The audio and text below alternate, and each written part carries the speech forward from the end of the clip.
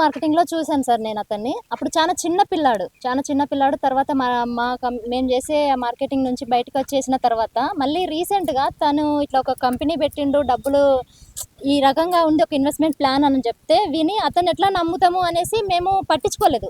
తర్వాత ఎప్పుడైతే ఇట్లా ఉంది, మంగ్లీ ఉంది ఇందులో, ఇతను పార్ట్నర్‌షిప్‌లో ఈ బిజినెస్ చేస్తున్నారు.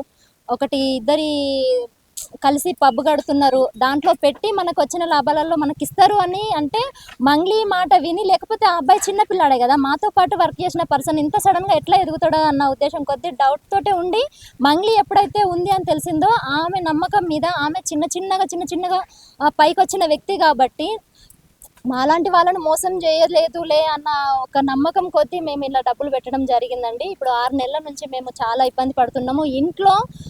ఇంట్లో ఇబ్బంది ఒక రకంగా ఉంటే, డబ్బులు కట్టిన వాళ్ళతోటి ఒక రకంగా ఇబ్బంది అవుతుంది. మేము ఆడవాళ్ళము 3 రోజుల నుంచి ఇక్కడికి వచ్చినాం సార్.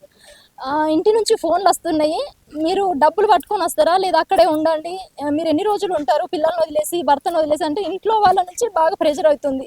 మేము బ్రతుకుతామని డబ్బులు కట్టినాం సార్, ఈ రకంగా బజార్న పడేస్తారని డబ్బులు కట్టలేదు. జర సుబ్బు సార్ దయ వల్ల ఇప్పుడు మాకు ఒక నమ్మకం వచ్చింది మా డబ్బులు వస్తాయని. ఎందుకంటే చిన్న చిన్న జీతాలకు పని చేసుకునే వాళ్ళం సార్. లక్షలంటే మేము తెచ్చి కట్టాలంటే కష్టం.